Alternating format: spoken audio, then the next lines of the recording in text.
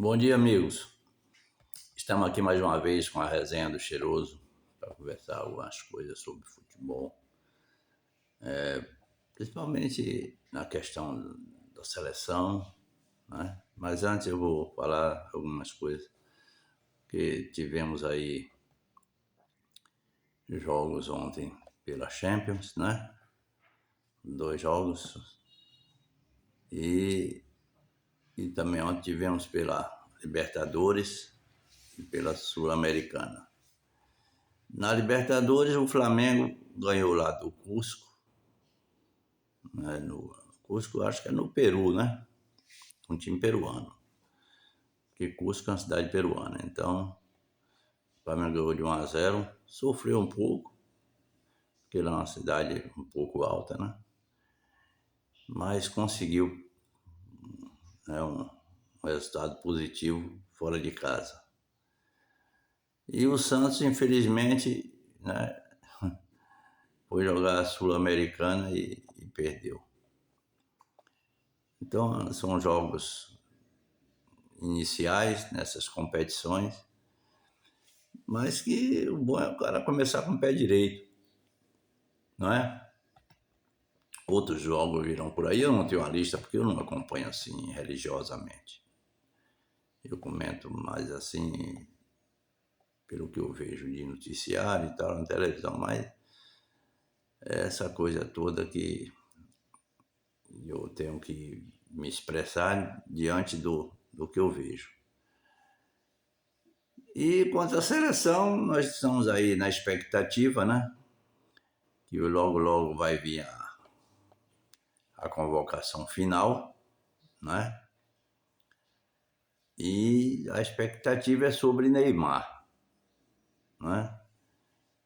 O Rodrigo já está fora, né? Que é uma peça boa, uma peça-chave, um rapaz que já seria a sua segunda Copa do Mundo, então o cara já tem mais um pouco de tarimba, né? Mas infelizmente ele se contundiu e está fora. E o Neymar está aí nessa expectativa de ser convocado. Mas tem muita gente aí que é contra a convocação dele. Eu mesmo sou a favor, porque se você for pesar e cessar, você vai ver que jogador como Neymar tem mais de 15 anos que nós não temos assim parecido com ele. Não é não? O que é que vocês acham? Não é à toa que o cara é o maior artilheiro da seleção brasileira, tá certo? E por onde passou deixou suas marcas. O único time que ele foi e não teve foi aquele da Arábia Saudita, porque ele só fez poucos jogos. Acho que no primeiro, segundo jogo ele se contundiu, levou mais de um ano sem. Então ali é fatalidade, né? Então, meus amigos, eu acho que futebol é uma coisa boa, bonita, né? Mas o nosso futebol tá meio devagar. Como está no mundo todo também. Eu não vejo nada assim que me encante, não. Tá certo? Eu costumo dizer o seguinte, que a coisa mercantilizou demais. Hoje o cara novo aí de 12, 13, 15 anos faz um gol espetacular ou dá um drible fantástico, no outro dia a cotação dele lá fora vai lá para a estratosfera. Isso é ruim porque a gente, né, indolarizou muito o futebol, então o cara já começa a se sentir, né, acima de qualquer suspeita, um jogador bom. E não é, muitas vezes foi um evento que o cara foi feliz e tal. Enfim, a coisa ficou muito mercantilizada, né? E aí a qualidade perde, né? Então, vamos ver aí o que o Ancelotti vai fazer com a seleção. Eu não estou gostando muito do trabalho dele, não. Estou vendo um trabalho meio frio, as convocações diversas, difusas também, né? Que convoca 30 jogadores, depois convoca, dos 30 que convocou, 15, 20 são diferentes. Então, não dá para formar a equipe desse jeito. Isso eu já bati nesse teclado aí mais vezes falando sobre isso. Porque o que você tem que botar porque eles têm olheiros, tá certo? E hoje você vê os jogos, né, pela televisão, nos videotapes, é uma parafernália que tem hoje que antes não tinha. Antes o cara tinha que ver na notícia de rádio e ir lá em loco. Hoje não, hoje você tem tudo na hora, quentinho, para você ver o que acontece, para daí você tirar seus parâmetros e fazer a convocação. Mas eu vejo que é muito difuso.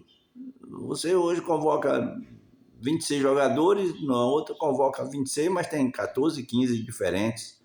Como é que se forma conjunto assim? Não tem. É a opção de gato pingado, batendo dentro de uma lata. Então é difícil. Então essa prática era dos outros treinadores. Como eu já enfatizei que Tite na Copa de 2022, faltando 20 dias, ele fez um rol de 78 jogadores para convocar 26. Né? Quer dizer, dá exatamente 30%.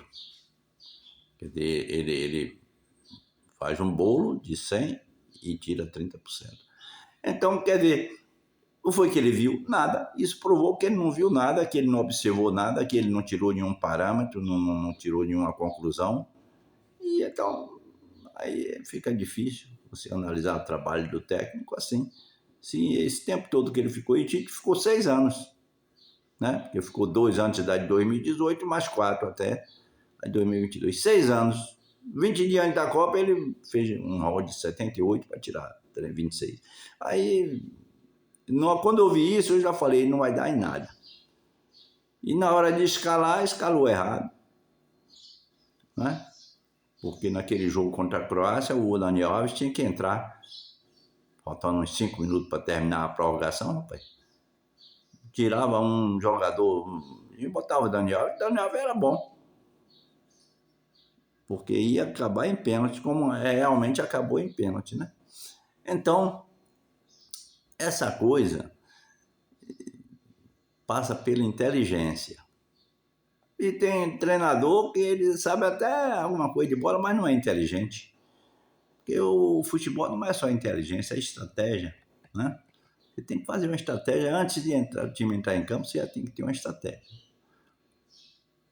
Não é assim? Tem jogador que só pode entrar se o outro entrar, porque eles se combinam, se completam. Agora você pega um jogador bom, mas ele não, quando joga com o outro não dá certo. Então nem bote os dois juntos que vai dar disparidade.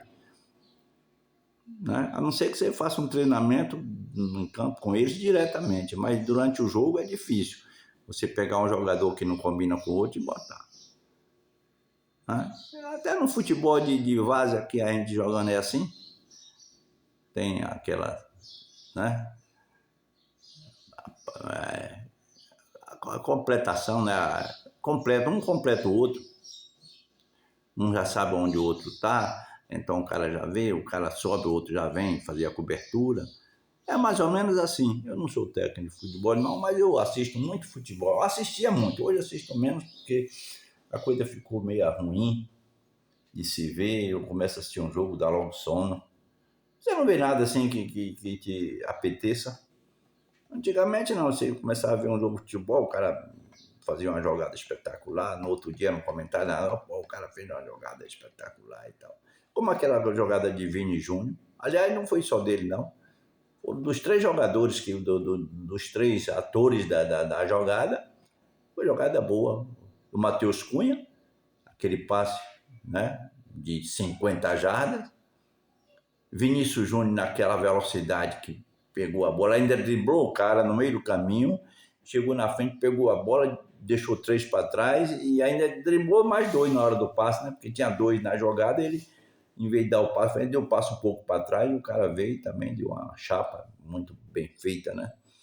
Então foi um gol espetacular, é um gol que vai ficar na história. Se esse gol fosse em Copa do Mundo, seria, né? Seria candidato a um gol especial, gol de placa. Mas é isso, meus amigos. Hoje, por enquanto, o assunto está. Hoje eu estou sem muita munição. Então, um bom dia para vocês, que Deus nos abençoe. Valeu?